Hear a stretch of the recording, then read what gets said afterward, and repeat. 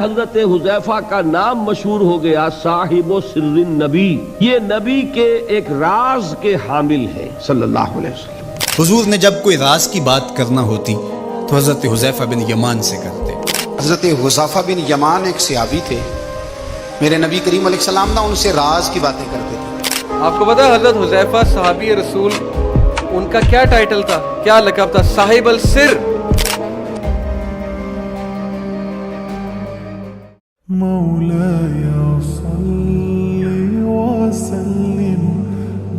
دیا حضرت حذیفہ کو کہ نام نہیں بتانے ان کے، میں نے تمہیں بتا دیے ہیں لیکن یہ راز رہے گا۔ چنانچہ حضرت حذیفہ کا نام مشہور ہو گیا صاحب سر نبی، یہ نبی کے ایک راز کے حامل ہیں صلی اللہ علیہ وسلم۔ ایک خاص راز ہے حضور کا جو ان کے پاس۔ اب ان حذیفہ ابن یمان سے حضرت عمر یہ ایک مرتبہ سوال کرتے ہیں، یا حذیفہ تو ان سے دھوکہ مل رہا اے حذیفہ، میں تمہیں اللہ کی قسم دے کر پوچھ رہا ہوں کہ کہیں میرا نام تو ان میں نہیں تھا۔ اب بتائیے کہ اس کے بعد کوئی امکان ہے تابع دیگرہ چہ رسد اگر میں یا آپ اپنے آپ کو محفوظ سمجھیں تو مطلب یہ کہ پھر ہمارا کچھ طرز فکر اور ہے، ہماری ویلیوز اور ہیں، سوچنے کا انداز اور ہے۔ صحابہ کا بالکل برعکس تھا۔ حضرت حذیفہ بن یمان ایک صحابی تھے، میرے نبی کریم علیہ السلام نا ان سے راز کی باتیں کرتے تھے۔ ہر بندے کا آزما ٹھیک نہیں ہوتا، سب سے راز کی بات نہیں کرنی چاہیے۔ حضرت حذیفہ بن یمان کہتے ہیں حضور راز کی باتیں بتاتے ہیں۔ مدینہ منورہ میں جو منافقین تھے ان کی لسٹ بھی نبی پاک نے حضرت حذیفہ بن یمان کو دی تھی۔ جب کوئی مشکوک آدمی مر جاتا نا تو صحابہ کہتے ہیں ہم دیکھتے ہیں اگر حضرت حذیفہ نے جنازہ پڑھا ہے تو ہم بھی جنازہ پڑھ لیتے ہیں۔ نبی پاک نے بھی کچھ جنازے نہیں پڑھے، ترمذی میں ہے، فرمایا عثمان سے جو بغض رکھے اس کا جنازہ نہیں پڑھیں گے۔ حضرت حذیفہ بن یمان اگر جنازہ پڑھتے تو لوگ پڑھتے، وہ نہ پڑھتے تو لوگ جنازہ نہ پڑھتے۔ حضرت حذیفہ بن یمان کہتے ہیں جناب عمر فاروق کی خلافت کے آخری ایام تھے، کچھ دنوں کے بعد وہ شہید ہو گئے۔ فرماتے آدھی رات کا وقت تھا، میں گھر میں سویا تھا بڑا بے فکر، اچانک میرے دروازے پہ دستک ہوئی، میں گھبرا کے اٹھا، اتنی رات کو کون آیا؟ کہتے قربان جاؤں، دروازے پہ گیا تو امیر المومنین فاروق اعظم دروازے پہ۔ میں نے کہا عمر کوئی حکم تھا تو مجھے بلا لیتے۔ کہنے لگے میں نا امیر بن کے نہیں آیا، تیرا ویر بن کے آیا۔ امیر المومنین کی حیثیت سے سرکاری کام سے بلاتا تو وہاں بلاتا، مجھے ایک ذاتی کام پڑ گیا۔ کہتے میں نے عمر کو گھر کے اندر بلا کے چارپائی پہ بٹھایا، میں نے کہا حضور میں غریب آدمی، میں کیا آپ کے کام آ سکتا ہوں؟ تو کہتے انہوں نے نا مجھے ساتھ بٹھا لیا، پھر میرا ہاتھ پکڑ لیا، کہنے لگے تو عمر کو جانتا ہے؟ عمر جھوٹ نہیں بولتا، تو جانتا ہے عمر وعدوں کا پکا ہے؟ کہا حضور جانتا ہوں۔ کہا میں اس وقت آیا ہوں جب دیکھ بھی کوئی نہیں رہا۔ حضرت حذیفہ بن یمان کہتے ہیں پریشان ہو گیا، حضور پہلیاں نہ بجھوائے، مہربانی کر بتایا کدھر آئے ہیں؟ حضرت عمر فاروق فرمانے لگے 62 سال کا ہو گیا ہوں، 63 میں چل رہا ہے، داڑھی سفید ہو گئی ہے، پھل پک گیا، اٹھ فریدہ سوتے آ، داڑھی آ گئی دور، اگا نیڑے آ گئے، پیچھا رہ گئی دور، اپنا اب قبر اشر کا معاملہ صاف نظر آنے لگا ہے۔ کہا حضور مجھ سے کیا چاہتے ہیں؟ حضرت عمر رو پڑے، کہنے لگے آج میں عشاء کے بعد نکلا ہوں تو نبی پاک کے صحابہ مجھے نیک کہہ رہے تھے، پھر میں نے بچوں کی ماں سے اور بچوں سے بھی پوچھا ہے، وہ بھی مجھ سے راضی ہیں۔ اور حذیفہ تیرے ساتھ نبی پاک راز کی باتیں کرتے تھے، سچ بتا کہیں عمر کا نام منافقوں میں شامل تو نہیں؟ سچ بتا ان منافقین میں تو شامل نہیں، کہیں اوپر سے تو نہیں سارا کچھ؟ حضرت حذیفہ بن یمان کہتے ہیں میں باپ کے مرنے پہ اتنا نہیں رویا جتنا عمر کے سوال پہ رویا۔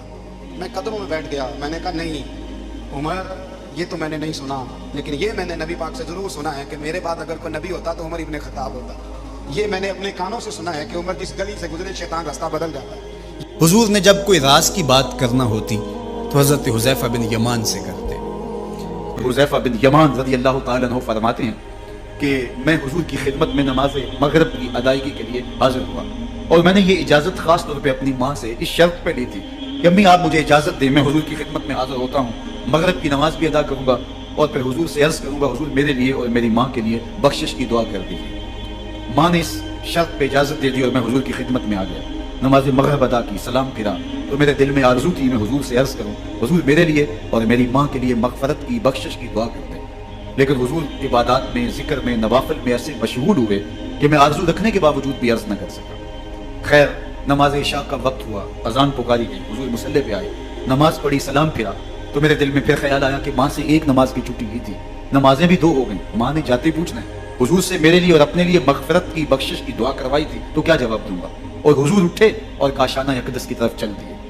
اب میرے دل میں یہ خیال رہ کے آ رہا تھا کہ ماں کو کیا جواب دوں گا، میں تو حضور سے بخشش و مغفرت کی دعا کروا ہی نہیں سکا۔ جب حضور چل پڑے تو غیر ارادی طور پہ میں بھی حضور کے پیچھے چل پڑا، چلنے میں تھوڑی سی رفتار تیز ہو گئی جس سے قدموں کی آہٹ پیدا ہوئی. تو جب آواز پیدا ہوئی تو حضور نے رخ پھیرے بغیر فرمایا من ھذا, میرے پیچھے پیچھے کون آ رہا ہے؟ پھر خود ہی کہا حذیفہ تو نہیں. تو میرا دل دھڑک رہا تھا. قلت نعم, میں نے کہا جی جی حضور میں حذیفہ ہوں. فرمایا ما حاجتک غفر اللہ لک ولامک, کیا کام ہے؟ اللہ تجھے بھی بخش دے, تیری ماں کو بھی بخش دے.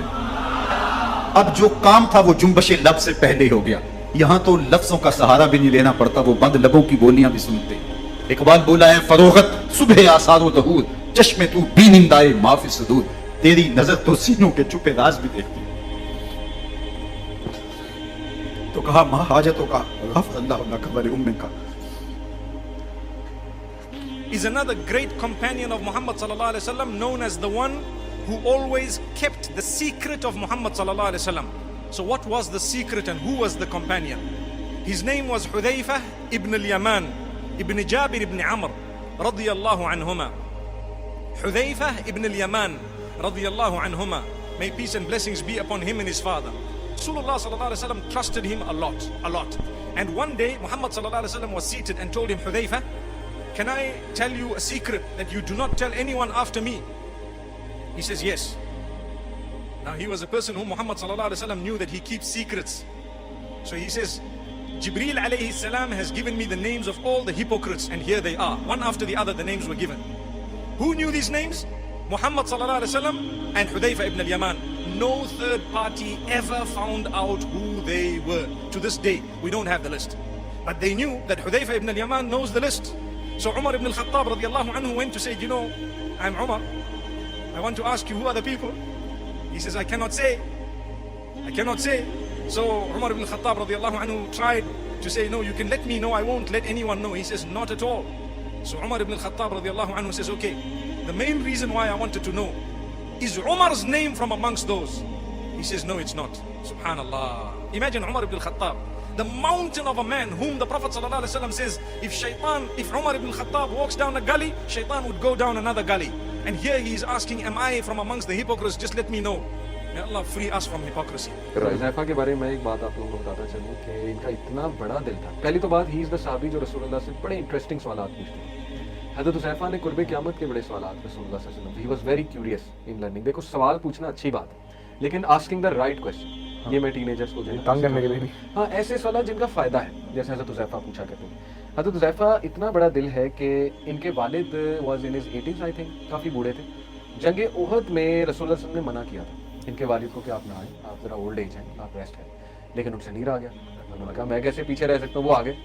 اب وہ آئے اس موقع پہ جب ہبڑ دبڑ مچی ہوئی تھی اور خالد بن ولید نے پیچھے سے اٹیک کر دیا ہوا تھا, اور حضرت حذیفہ بن یمان کے والد کو مسلمانوں نے مار دیا. کنفیوژن, ہبڑ دبڑ, کیونکہ گرد اتنی اڑ رہی تھی, مٹی اتنی تھی.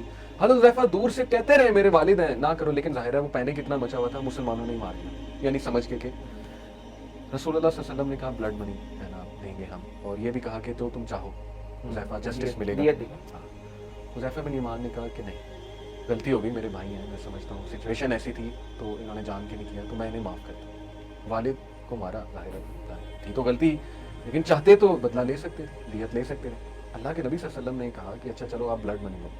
حضرت حذیفہ نے اس سے بھی انکار کیا کہ نہیں, بلڈ منی بھی نہیں.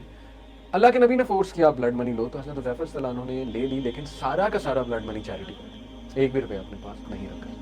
اسی لیے اس ایکٹ کی وجہ سے رسول اللہ صلی اللہ علیہ وسلم نے انہیں ایک ٹائٹل دیا. پتا آپ کو ٹائٹل, دا سیکرٹ کیپر. وہ ٹائٹل میرے ذہن سے, دا سیکرٹ کیپر. یہ تھا نا کہ صاحب السر, یہ تھا نا کہ یہ بھی تھا پروفیٹ صلی اللہ علیہ وسلم ان کو ہپوکریٹس کے نام بتاتے تھے. اور حضرت عمر صلی اللہ عنہ ہو جب اپنی ڈیتھ بیڈ پہ تھے, شہید ہو رہے تھے, وہ بتایا, پوچھا کہ تو کہا حذیفہ کو بلاؤ, کیونکہ حذیفہ از دا صاحب السر, ہی از دا سیکرٹ کیپر. رسول اللہ بہت سیکرٹس بتایا کرتے تھے, تو انہیں منافقین کے نام بتائے تھے اللہ کے نبی نے. حضرت عمر نے انہیں بلا کے کہا کہ حذیفہ سچ سچ بتاؤ, کہیں میں منافق تو نہیں, تمہیں نام پتہ ہے. اللہ اکبر. حضرت حذیفہ رونے لگ گئے, کہتے ہیں امیر المومنین how can you even think کہ آپ منافق ہیں. یعنی آپ دیکھیں کہ صحابہ کو ہر وقت یہی ڈر تھا کہ یار میں ادھر نہ فیل ہو جاؤں آخرت میں, یعنی میری پکڑ نہ ہو جائے, میں کہ منافق نہ ہوں. اس